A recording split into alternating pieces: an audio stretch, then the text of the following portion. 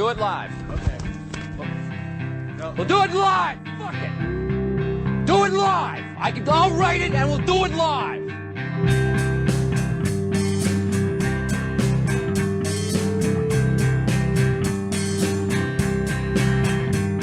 They changed the name of the high school and all James Woods can say is ooh, I'll be second day. Ooh, I'll be second day. Ooh, I'll be second day. Ooh, I'll be second day. When a ball turned into a vampire, all James Woods could say was ooh, I'll be second day. Ooh, I'll be second day. Ooh, I'll be second day. Ooh, I'll be second day. When he became Peter's best friend, they sat around the house and said, ooh, I'll be second day.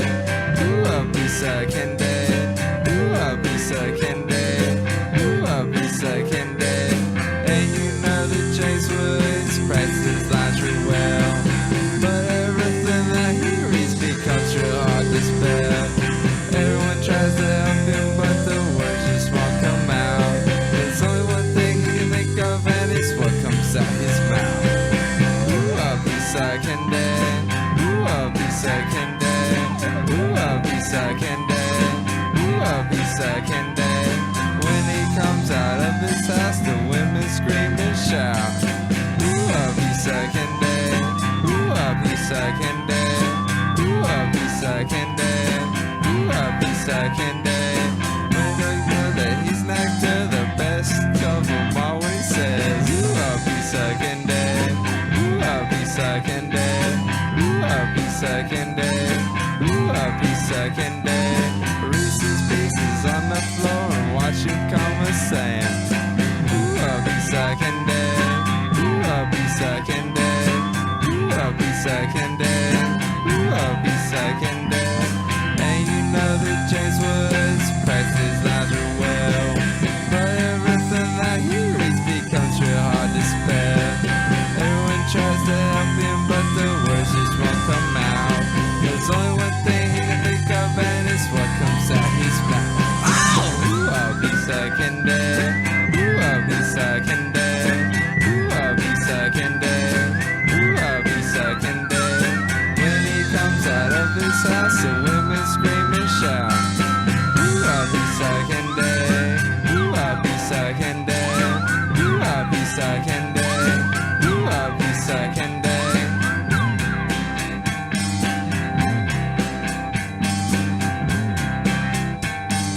Ooh, I'll be second day.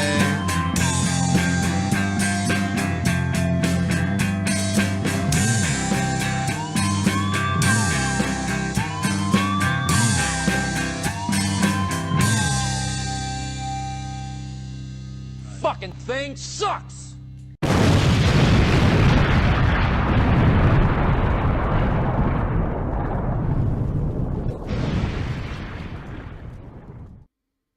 Hello.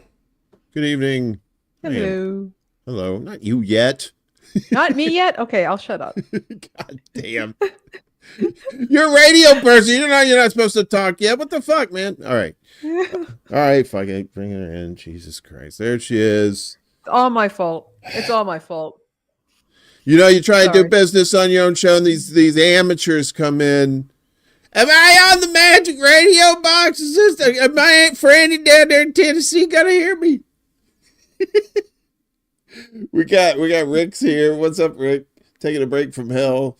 Chuck's in the house. He's flying over the house, and Max and Lainie and Kate are in the YouTube chat. The lurkers are lurking elsewhere, I'm sure. How you doing, doll? Good to see you.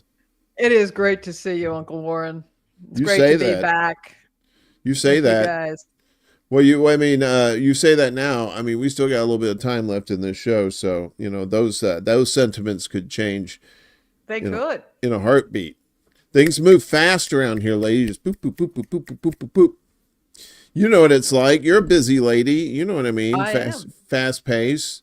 What do you got going on? What's your story, Morning Glory? It's been a while. Yeah. It's been a while since I've been able to do this kind of stuff. We had the other Chicago Corner peeps on here. Well, I was on their show when they came back. Yeah, it was nice. It was like old home week. So It is, and um, it's been great. And since you moved to Chicago, Uncle Warren, it's been great being able to hang out with you and Edward and the rest of the crew, and drinking wine and eating pizza and barbecue and I watching Svengoolie. know. I know, right? I have grown an extra person from the wine and the pizza and the svengoolie. I think I'm just like I'm very hefty, but it's okay. We need that. I need it for the winter that's coming. It's supposed to be colder than usual. That's not good, right? No, it's been really surprisingly cold. I mean, and I don't really have a problem with the cold, but it's been surprisingly cold compared, I think, to what it was last year. We had a relatively mild summer in terms of heat, so yeah, it's been quite something out there. Yeah, some of those humid days I could have done without, but I tell you, after living in New York for 15 years, it gets really humid there. Yeah.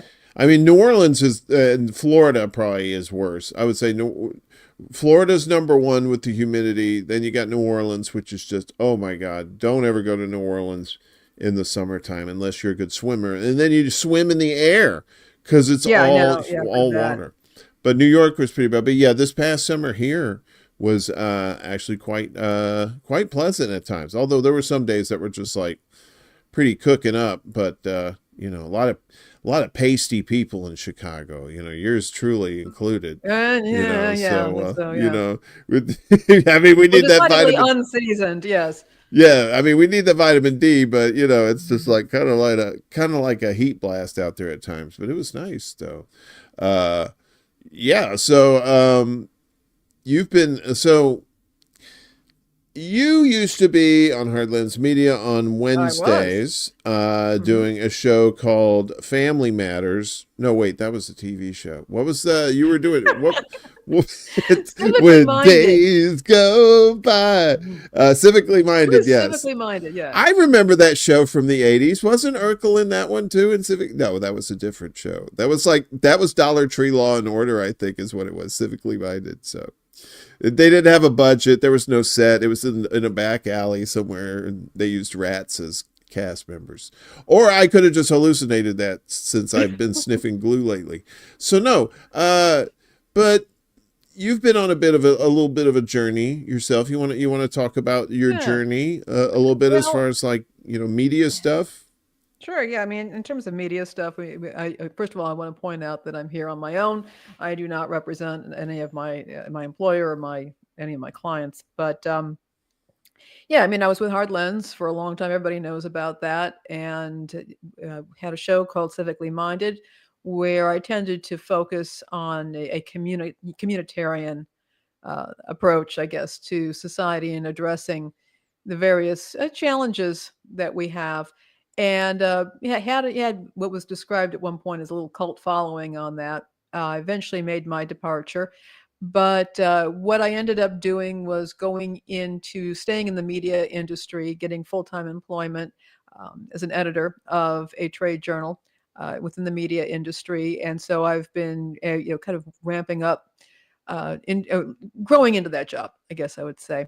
Um, and so there's been that journey of just being in a very different place from being in the independent media scene, new media on YouTube, and kind of going back into legacy media and being a part of that community. So there's been that as well. But one of the things we were going to talk about and was alluded to in the title for this show was I also underwent a fitness journey. I guess you could call it wellness and fitness journey.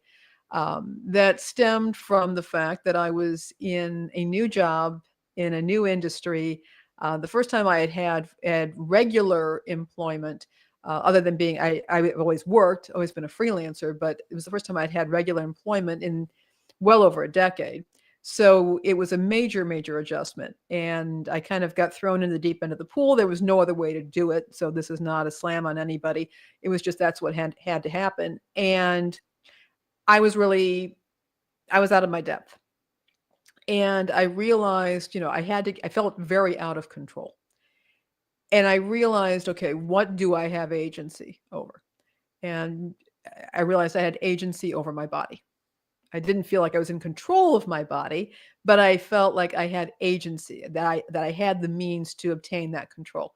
And I began a journey, weight loss in part, but also just fitness and wellness. And it's been quite something. I mean, for those of you who knew me before, you're aware of what happened, but it has been an incredible journey.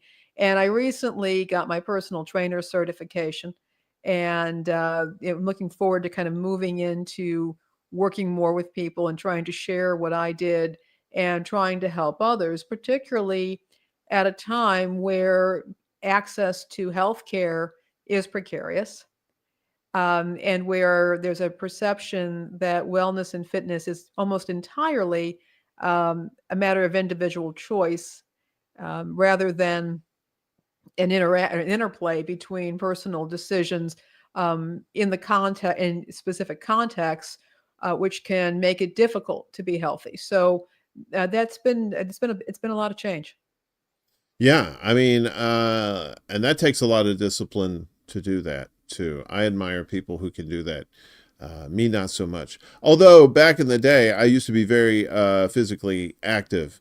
A lot of basketball playing, kind of sports, not organized sports, but more of just like, sandlot type stuff. But to feel that way, I still remember feeling how good that was. That was just like my body was, I was pretty skinny though. I mean, I was like almost like Karen Carpenter, dude, you need a sandwich kind of skinny, but it was because I had a high metabolism. I would eat and eat and eat and it wouldn't do anything, right? I'd just burn it off. It would just like, but then I got to college and started drinking beer, and boy, that was it. That's a wrap. And then it was just like, all right, let's inflate this guy.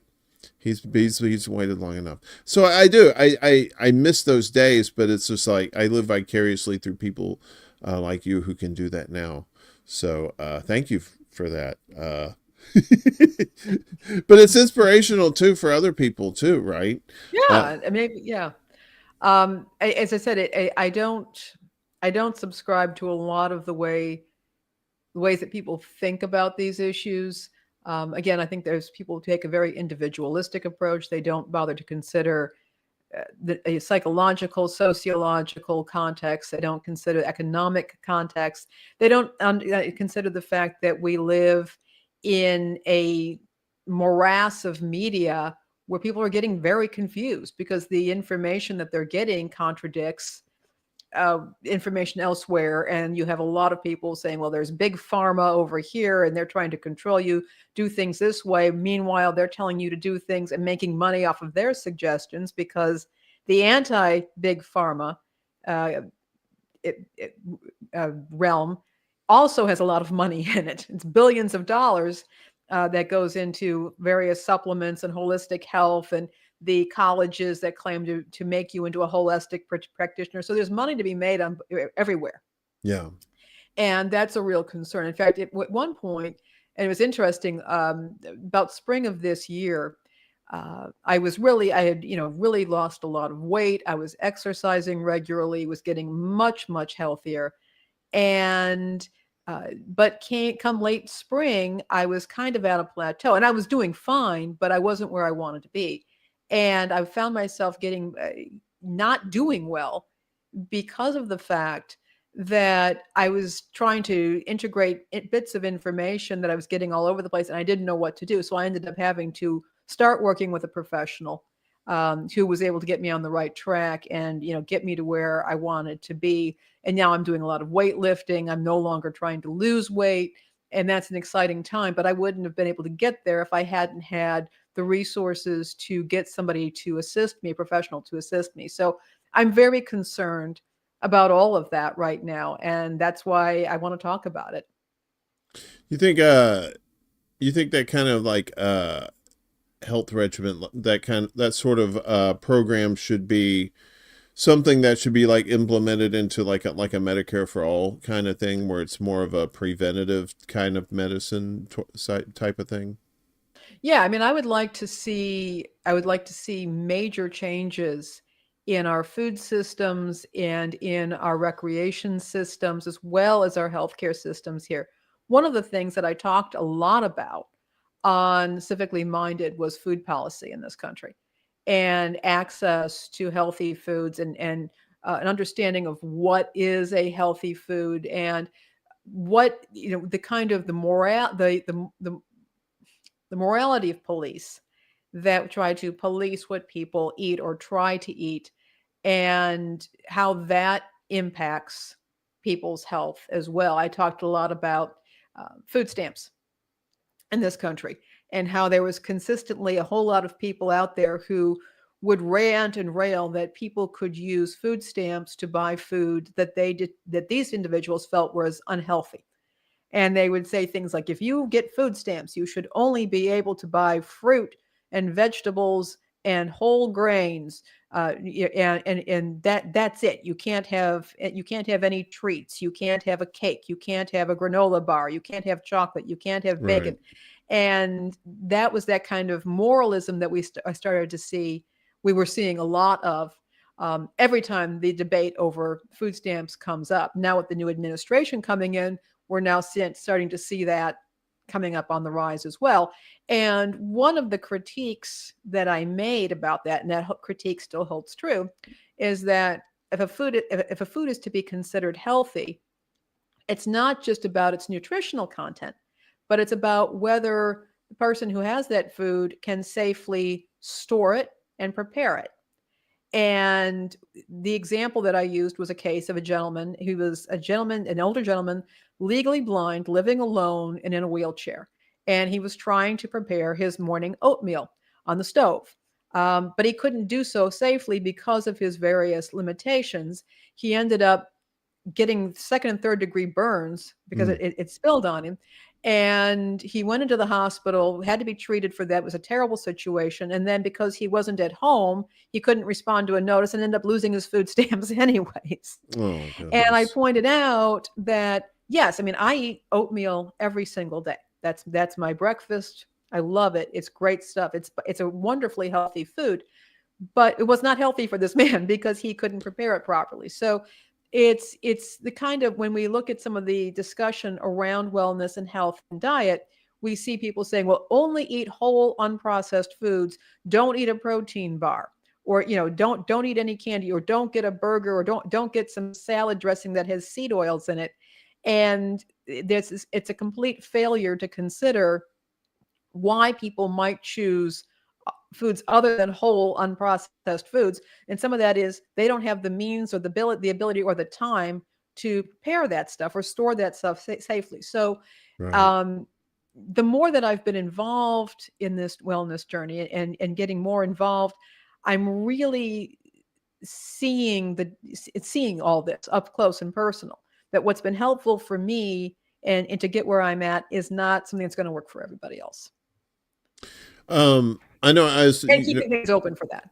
You and I and our buddy Ed were talking about caloric intake too. That's an important thing too with a lot of foods, because some of these foods don't have like the caloric intake that you need. And then you guys, I don't know if you came up with it or you discovered it from somewhere else, but you guys kind of came up with the secret of the calorie, right? Yeah. Like the calorie sweet spot. You want to tell people about that? So, and I'm going to die on this hill. And I've tried various low carb diets and things like that, which actually I think have their place. But when it comes to weight loss, it is calories. It's calorie counting. It is, if you are taking in more calories than you are burning, you will gain weight.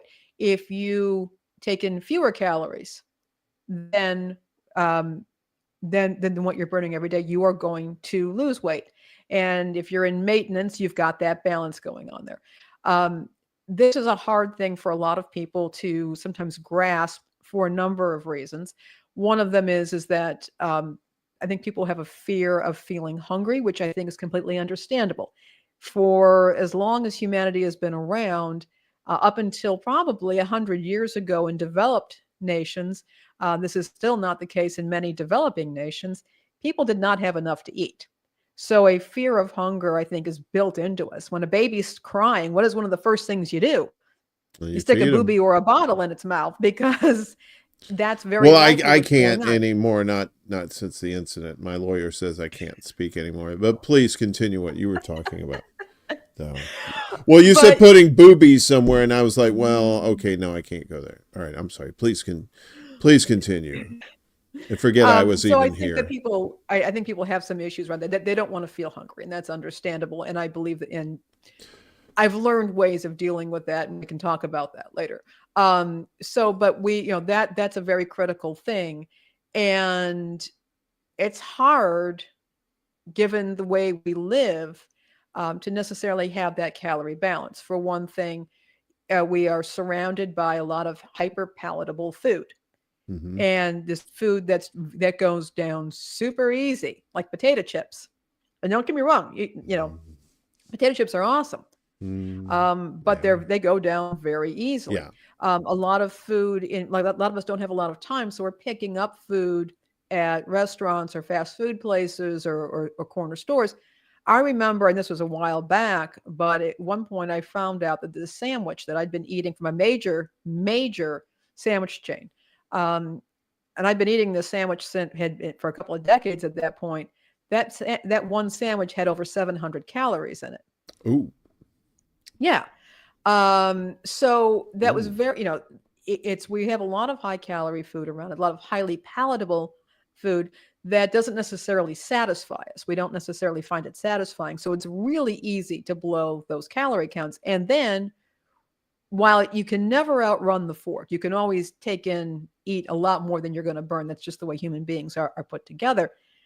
But there aren't always a lot of options for exercise. And that is not always available, being able to get out and walk and move. That's not always available to people either, particularly in some areas where there just aren't facilities available. There aren't parks available. There aren't sidewalks. There are whole suburbs I've been into that don't really have sidewalks. So if you want to No. walk, you're kind of up a creek, or there's a public safety issue. There's Yeah. that as well.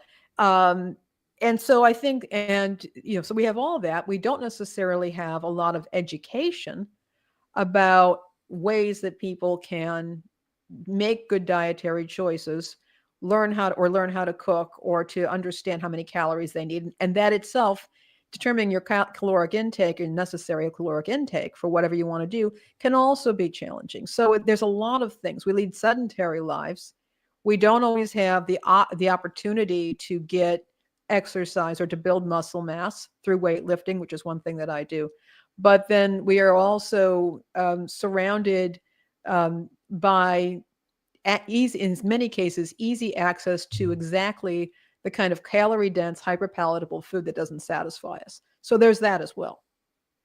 Yeah, I've noticed that too. A lot in the cities, a lot of times too, you'll see more of those places pop up around construction sites too, because those guys definitely need the construction workers need the big amount of calories. So you'll see, like, if you're around anywhere in the city, you see a construction site, there's going to be some chopped, what do they call it, the chopped cheese sandwiches that they have in New York. Yeah, chopped cheese, nom noms.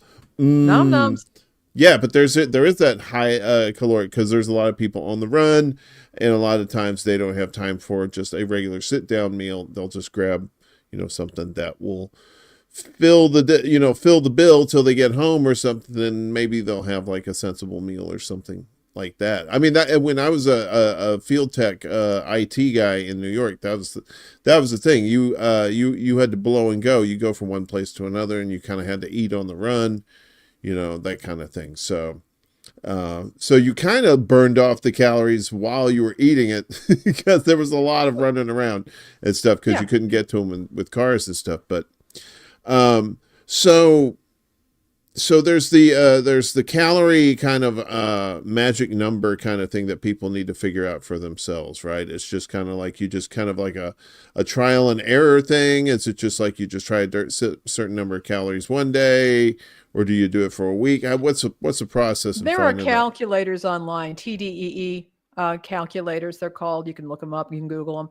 And what they do is they take into consideration, your age, your height, your sex, your activity level. And by the way, most of us, when they ask about how active you are, most of us are sedentary. In that, if you work an office job, you're probably sedentary. Even if you are getting a workout in an hour a day, you're probably sedentary or close to sedentary. And then they look at that, the calculators, and then they will tell you what you need to lose or maintain your weight. So I work with a highly trained professional coach who does that. But because of my particular fitness program, I probably get to eat a little bit more than a woman of my age and size normally would, because I do a lot of weightlifting, and my muscle does burn a fair number of calories.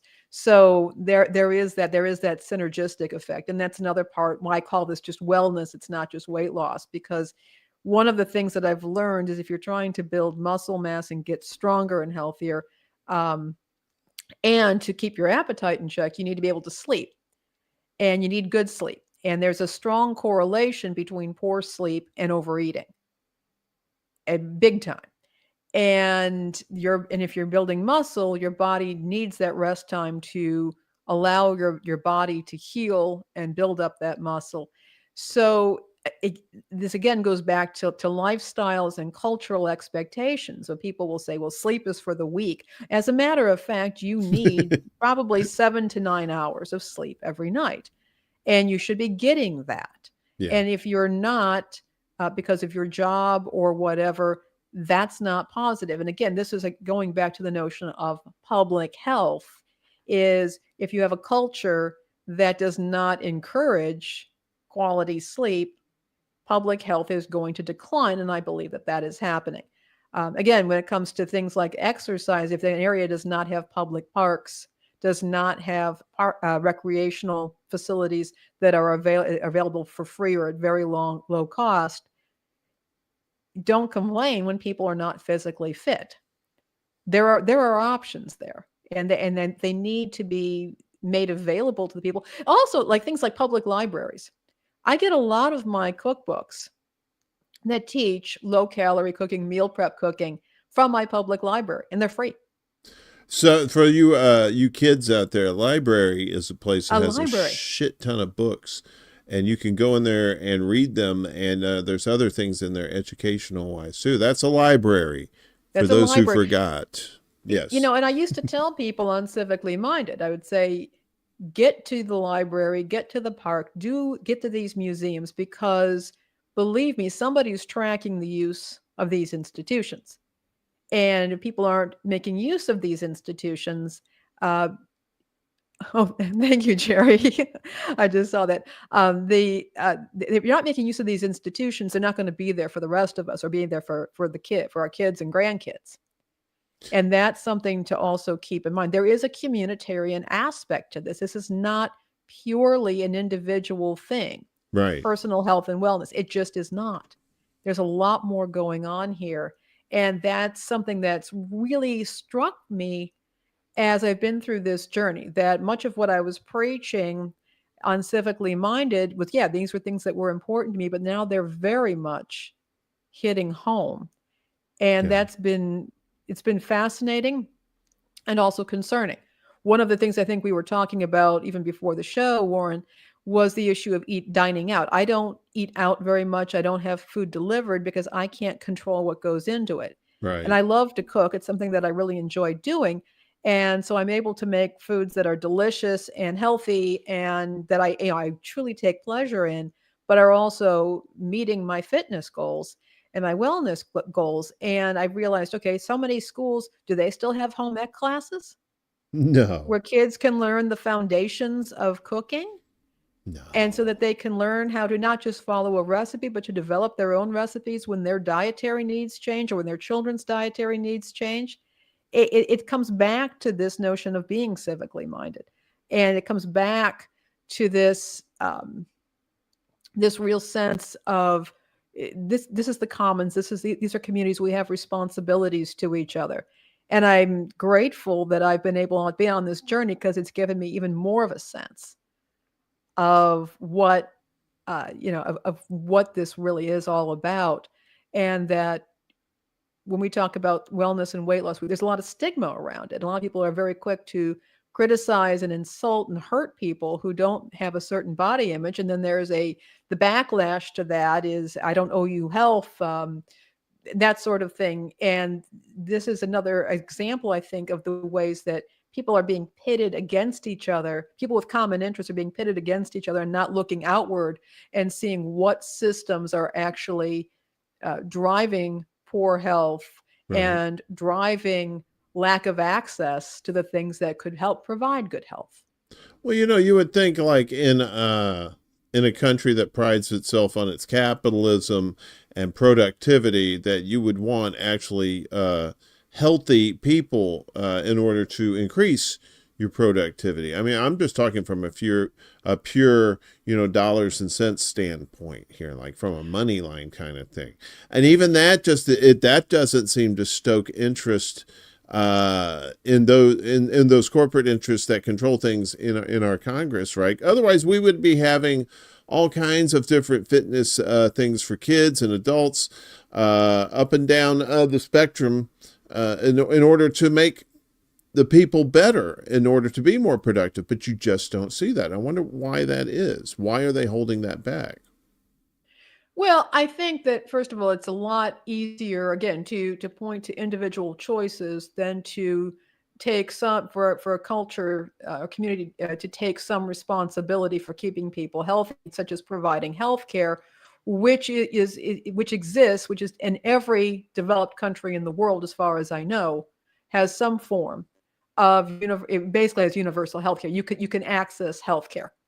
And so I think that there's that. I think it's a lot easier to keep people stigmatized because that helps to keep them down. And again, it can pit people up against each other if you can get them to believe that a whole group of people is this way because purely on the basis of individual choices.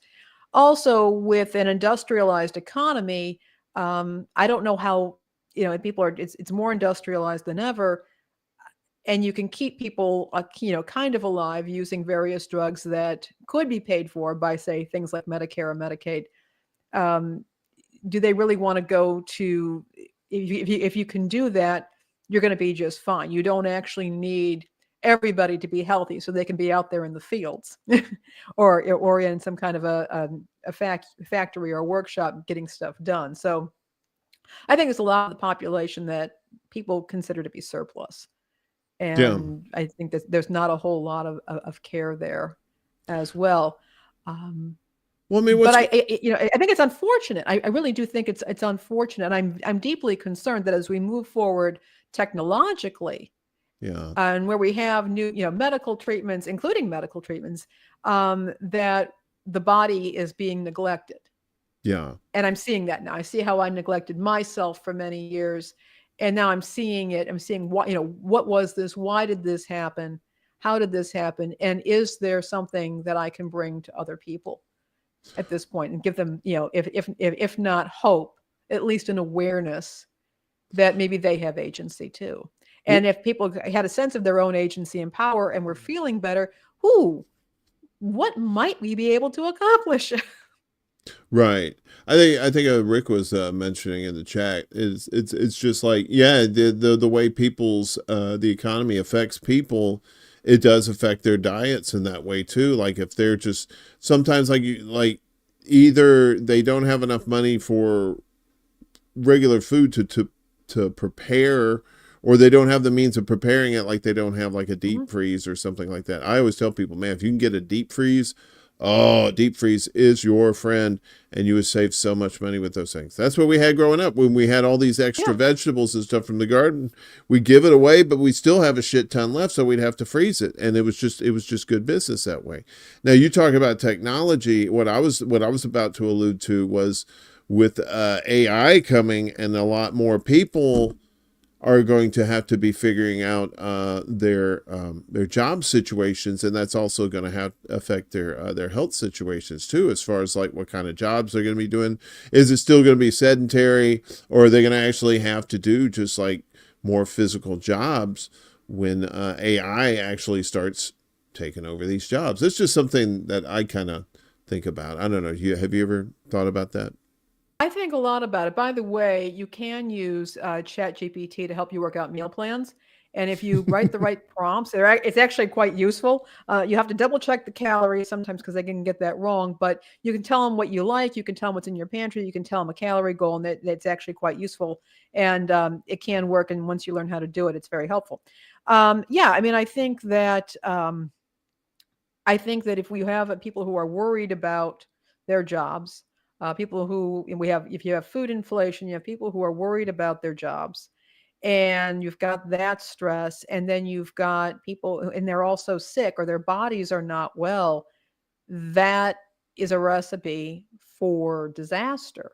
Mm-hmm. And because I think one of the things that I was not as aware of is just how much the condition of my body impacts the condition of my mind and my heart.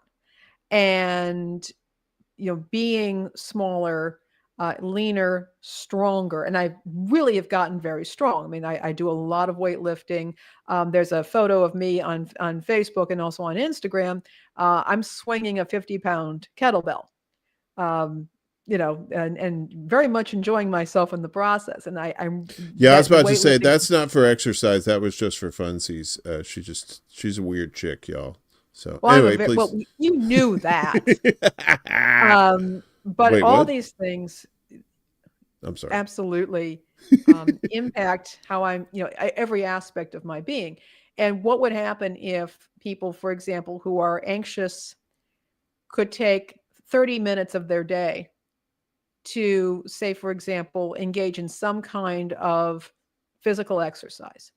If they could take one meal a day or learn how to use look at finally understand their calorie requirements. They don't have to follow it necessarily, but if they could have that knowledge of that could be incredibly helpful. Yeah, that's me and the 50-pound kettlebell at the gym. And It it's cool. is. I go to the local gym. I was in with a major franchise studio. They got me really into really great shape, but I wanted to go more into strength training, and I found an independent local gym. Got a lot of folks there from all different backgrounds, a lot of immigrants, neighborhood people, and it's a great place to be. And it's one of these independent jewels that really wants to be there for the community. Um, and so that's been a really exciting thing, as well as getting more integrated into that community and meeting people who are concerned with, I guess, the preventative side of health. Now, I want to make it clear. There are people who are born with disabilities and congenital illnesses and who get sick for all kinds of reasons. And preventative care, is not necessarily, can't prevent anything or everything. But in being in good health, again, you can get hit by a bus any day. We know that can happen. And so I Mm-hmm. don't want to put too much of this again on the individual.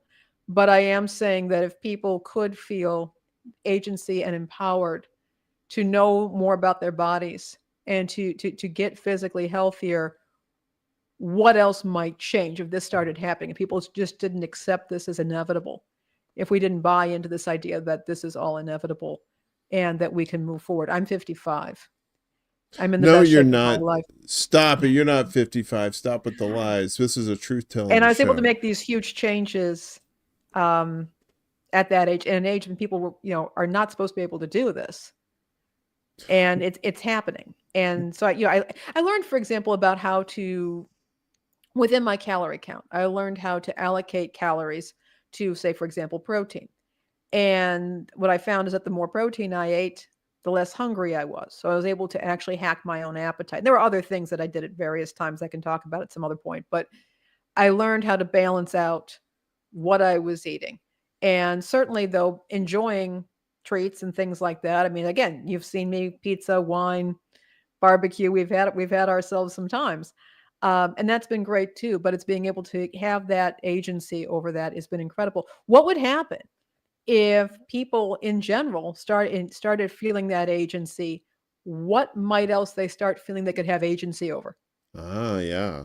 Yes, yeah. I mean, especially if they're having psychological problems or sociological problems or something like that, it gives you a confidence, right? It gives you a Yeah, gives confidence you real that you didn't confidence. have before, and then that you can parlay that confidence into other parts of your life where you probably didn't have any idea where that confidence was going to come from. Yeah, And what so about yeah, social activism? What if you have people getting involved with, say, political or social concerns who are coming at it not feeling like victims, but as individuals with rights and who have agency and have that confidence or that being able to stand a little taller and engage in activity and action rather than just kowtowing to what a charismatic leader is telling them to do, right, or to again have a hostile attitude and a victim attitude, which oftentimes makes it harder for people to yeah, get things done. right. Well, yeah, you do need. Yeah, you see a lot of people who are just kind of like you know wallowed in this despair because they don't know how to get themselves out of it, and probably one of the first things they need to do is to take care of themselves physically, right? That's probably one of the first Yeah. things they neglect in the first place. That's kind of cascading and making all the other problems that much worse, but it seems like you hear the rhetoric that comes out of the government, right? Where it's just like they talk a good game about how they want to have healthy Americans, but you can't control healthy Americans. That's another thing. It's just like, so you don't see all this big push to make people like really healthy, just like, kind of like lip service type shit. So, but it's going to be just like everything else, like any kind of changes we're going to need to make, we're going to have to do it ourselves. And we can't worry about some sort of hero person coming along that we could all rally around and, maybe they'll have all the answers and stuff. No, we have the answers. We've got to do all that stuff, but we have to be healthy first in order to do it. Otherwise we'll fall by the wayside, right? If we're not taking care of ourselves. I think it's easier. I mean, I think that it's easier to fall by the wayside. And again, there are people, there are all different body types that where a person could be healthy or unhealthy. There are people who are, much larger, nonetheless have excellent blood work. They are moving, they are active, and they're doing well. There are people who are very, are smaller, who are thinner, who are more muscular, who may have eating disorders and other situations as well, other medical conditions that aren't obvious. So I want to make it clear that this is not just about the size of a person's body or their percentage of body fat. There are other things to consider in all of this. But I do think that a a healthy approach to this is to understand our agency over our body and finding ways to take those first steps to reclaiming that agency. Some of it's going to be knowledge, some of it's going to be making changes in habits. I think most of the people that I've talked to in the fitness community agree that it's really about finding the habits that are going to work for us and then working with that. So, for example, I have an app called MyFitnessPal, and everything I eat is logged in there. So I can see exactly how many calories I'm eating a day. I also have a little gram scale. I tell people, and Uncle Warren, yeah, I don't know if you have anything about gram scales, but No, I um, nothing at all. What is that? Like a scale, the way stuff grams? I don't know, but please continue. but it's the scale that I use to weigh my body is second in importance to the scale that I use to weigh my food, because now I know exactly how many calories I'm getting, how much protein, how much fat, how much carbohydrate. And by gamifying that, I developed a much better understanding of what I was consuming. And that was critical. And then it made it a lot easier to make good choices. For one thing, one of the things that I've learned is that Protein and carbohydrate has 4 calories per gram. Fat has 9 calories per gram. Now, fat is not the enemy. You need fat in your diet to absorb certain vitamins. It makes food tasty, and it's good for your hormones. You need your hormones need fat, but there's over twice Indeed, the they do. calories per gram. So if you're talking about that's a much more dense source of calories, and so it's helpful if you can eat more protein, more lean protein, and more carbohydrates because, and depending on your diet, and again, if you have diabetes, you're going to have to watch that more closely or other medical conditions. But if you don't, that can help you eat more food so you feel more satisfied. You're getting a constant stream of energy. Nothing wrong with having fat, but it's being able to make those adjustments. So I use Greek yogurt in a lot of things. Fat-free Greek yogurt. You make salad dressings. You can make ice cream. There's all kinds of fun stuff you can do with it. Making those changes in those habits, eventually just being able to reclaim the power, seeing the difference, feeling the difference. That's something that I think people can learn how to do. Yeah, it's one of my protein ice creams, and looks good. I've got a machine. It's called the Ninja Creamy, and you've probably seen it. I know, right? Why you got to tell me that? Why didn't you tell me that before the show? I wasn't prepared for Ninja Creamy. Who is? I'm sorry. I'm 13 years old. Yeah. And in any case, so there's that special protein ice cream, but it is, but I've learned, how to make really tasty stuff, that I find, delicious. Okay. And here's another example right here. This is, those are frozen chips. They're called proper fries. There's a portion of that. I've got some beautiful asparagus there. I've got some chicken sausage that is from Target. They're Good and Gather. They're house brand. Like the It's like Good and 140 Gather. calories. Really good stuff. And then that sauce in the middle is a sauce that I made. I want to say it was some lemon, some ranch, and some fat-free Greek yogurt. So it's a lot of protein and flavor. Very few calories. Those are the kinds of meals that I get to eat now. And then I can have a big bowl of the protein ice cream, which is a fraction of the calories that you're going to find in standard ice creams. And I'm getting a huge amount of protein. Yeah, I was about to say the key is the protein, right? The key is very much the protein. I mean, there again, that is a sauce that I made from Greek yogurt and some salsa.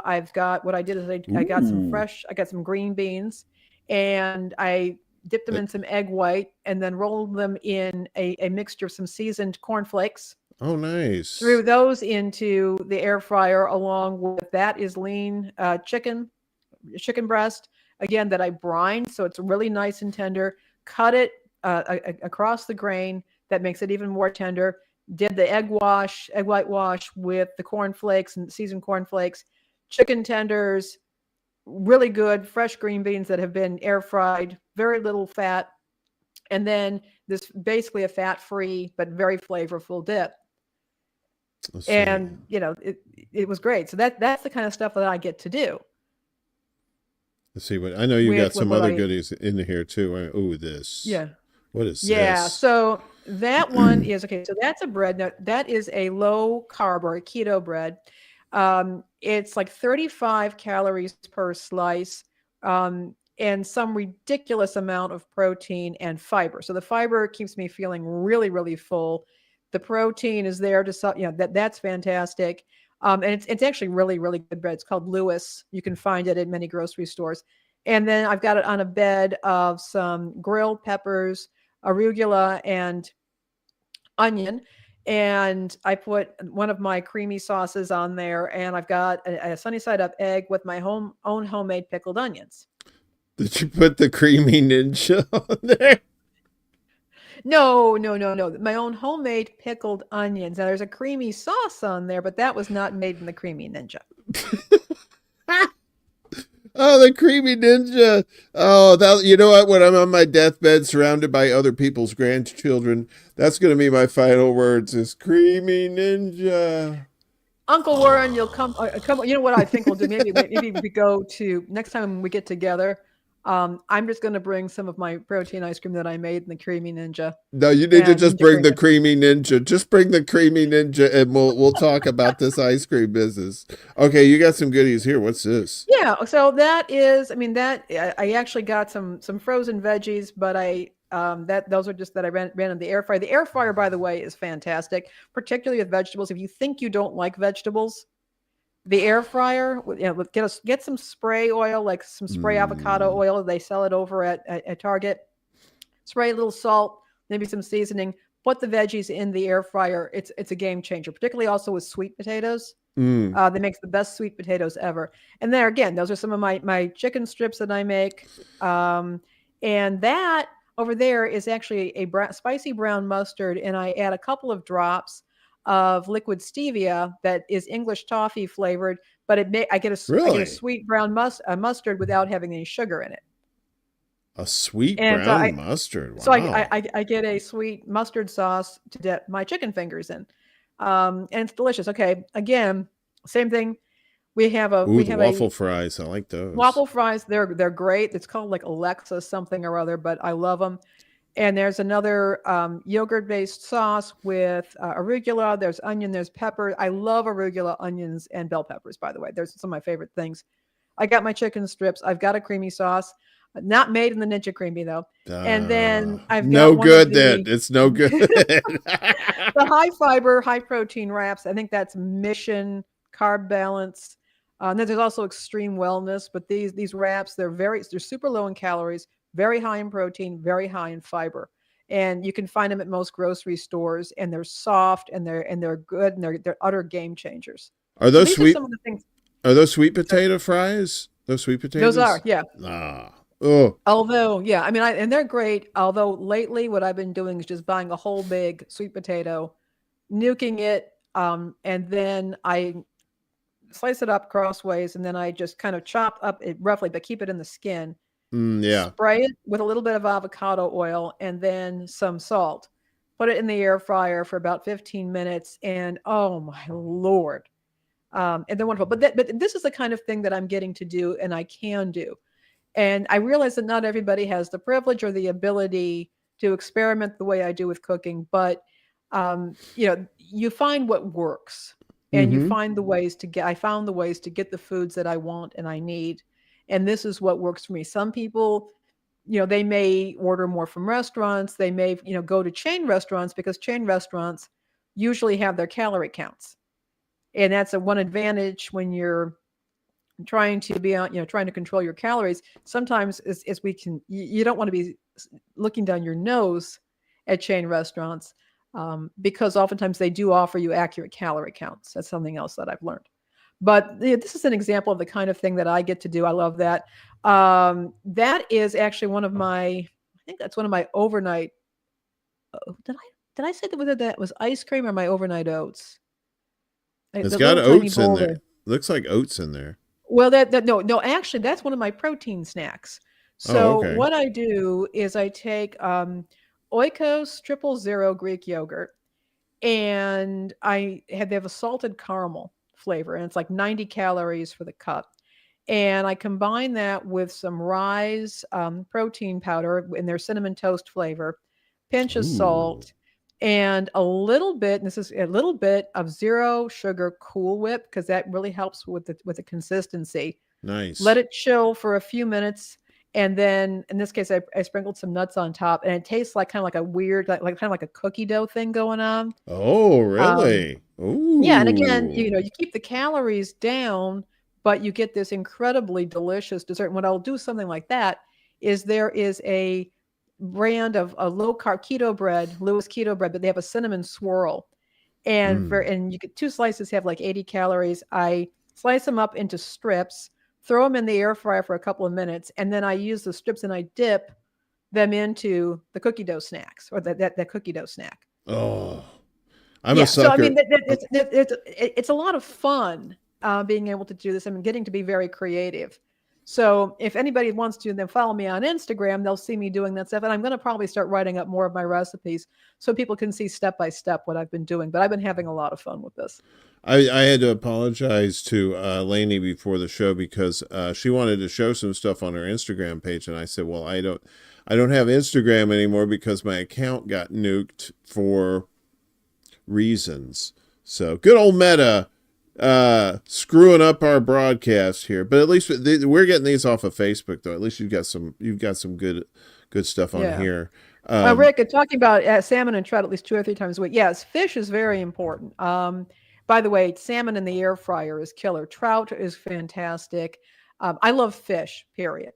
I do too. Yeah, I'm a big fan. And so it's, and this is where it's worth it. Another thing that I've been learning, it is definitely worth it to check out your grocery store's sale flyers. Because there's a place, Tony's, near me where, for example, boneless, skinless chicken breast, every month or so, they'll have a sale, 99 cents a pound. Well, that's ridiculous. Things like salmon, they a lot of the fish, shrimp, there's all kinds of things that they will put on sale. And so that it's a lot more affordable because groceries are really expensive right now. Also, I'm going to give another little tip. If you go to a place like Target and you go into their meat section, look around for a bright yellow label. That means that meat is about to expire and they take the price down by half or more. I actually went in there once and they had Hormel pork tenderloins, normally like $10 for the tenderloin. I walked out with 3 of them for less than $3 each. Ooh, yeah. They do have some really good deals like that every once in a while. And maybe if anybody's interested, maybe I come back on the show and we talk about how to afford good food in difficult times. I'd love to talk more about what I've learned and how to do that. And how people can get these, and everybody says, well, you have to eat whole foods and, don't be eating the processed stuff. Well, sometimes that's not what you have the option to eat. But if I do have some ideas for people who are trying to figure out ways to cut back on their grocery budget. And one thing is, if you still get a physical newspaper, usually on Sundays, the circulars with the coupons will be in the newspaper and you can pull that out and you can see what's on sale and plan ahead. If sometimes in some neighborhoods, like here in Chicago, the circulars will be delivered to your doorstep anyways, even if you don't get a newspaper. But also you can look at the grocery store's website and they usually will say sale flyer or this week's flyer or this week's deals. Click on that and that'll tell you exactly what to look for. And you'll see what the loss leaders are. And then you can make some decisions about purchasing. I tell you, another good spots too is if you live in bigger cities like Chicago, New York, or wherever, hit up the Asian markets too. Yeah, big time. They not only do they have good deals, they have really good food that's healthy. You have a lot more choices, and plus you can get some killer spices you never had before too. You can. I usually get there's the lox. It's called Laksa or Laska. The ramen noodles that they have, and it's just like these thick fat daddy ramen noodles with the shrimp paste, and it's just like the coconut and there's curry in there, and it is like probably it's like if I would have had that in college, I would have stayed in college and just ate those ramen noodles. It was so good. But they have those at the Asian markets. A lot of times you'll get some really good deals at the Asian, and pet the cat while you're there too. There's usually a kitty cat. There often is, yes. Unless you're allergic, then probably don't pet. I'm not a doctor, but I'm just saying if you're allergic to cats, probably don't pet cats. Just saying, not saying, just saying. So, Miss Lainie, we're at the top of the hour here. We are. I've been John. You've been going like a woo, just going. I love it. But you've been spilling mad knowledge for the kiddies and for me too. I appreciate all that. Yeah, well, definitely we get you on for more health goodies because there's all kinds of stuff we didn't talk about, like the various didn't talk about, and I would love to talk about. And if anybody's listening or watching and has some things they'd like me to talk about, I'd be game to come back on and talk about them. Right. Yeah. If you want to talk about the Bears, if you're You know, if you're a fan of sports ball, no. Do you like sports ball? Do you give a shit about any of that stuff? I feel like every year I feel like I have to watch or listen in on the Super Bowl, just even for a little bit, because I feel it's un-American for me not to do so. I don't mind going to live games. Um, and I don't really want. I mean, I'd be interesting to see if I could actually get access to a real television to see if I'm cool with watching it. I do like listening on the radio. Radio is Um, probably better. I think radio's a lot better. So we didn't a lot even. of people I know who are sports fanatics will only listen to the games on the radio because Yeah. radio sports announcing is really a craft. Well, and they got their guys too. You know, I remember down in Yeah. New Orleans, I would listen to WWL sports radio, listen to the New Orleans Saints games on there with Jim Henderson and this Cajun guy. I can't remember his name, but yeah, it was just like that's the thing. It was just like radio is home. You know, radio is a home to a lot of people. So, but we need to save that subject for another day so we can. This is what we call leaving them with wanting more, as they say. So, but Lainie, how can the obligatory? How can people get in contact with you? Where do you want people to get in contact you if they want to ask you some questions? What I would suggest is you can go to Instagram, Petersen Lainie, but keep in mind that Petersen is spelled with an S-E-N. Petersen Lainie is my handle on Instagram. You can also look me up, Lainie Petersen, on Facebook. You'll find me there as well. And you can check. You can find me there. I'm on LinkedIn. I'm around. You can look Lainie Petersen. You'll eventually find me. But yeah, Instagram is where I put a lot of my wellness stuff, and to an certain extent on Facebook as well. And you will find me at the corner of Addison and Kedzie selling ass tonight. As usual, not necessarily any takers, but this shit ain't gonna sell itself, folks. Okay, wait. I am an honorary cream pie ninja. Wait, what? The cream pie ninja. Where did that come from? It was like you conjured them. How did that happen? There's some weird ass people in these chats. I ain't even gonna lie. But that's why I keep coming back here. Anyway, Lainie, I appreciate you. Appreciate you too. And I look forward, hopefully to coming back. Maybe we're doing a Gen X show with Willie Bragg, which would be a lot of fun, Willie. Yeah, we're thinking about that. And we want to talk about health and wellness and diet and recipes. I'm game for all of it. Well, thank you. I appreciate you coming on. Hang tight. Let me say goodbye to everybody, and I'll say goodbye to you proper here. All right. Una momento. Yeah, that's it, fuckers. You can get the fuck out. No, I'm kidding. You don't. That's not how we do things around here. The cream pie ninja. I didn't need that at the end. Now you got to make me pee. No, seriously. I want to thank everybody that was hanging out watching this, or if you're watching this in the future, appreciate you too.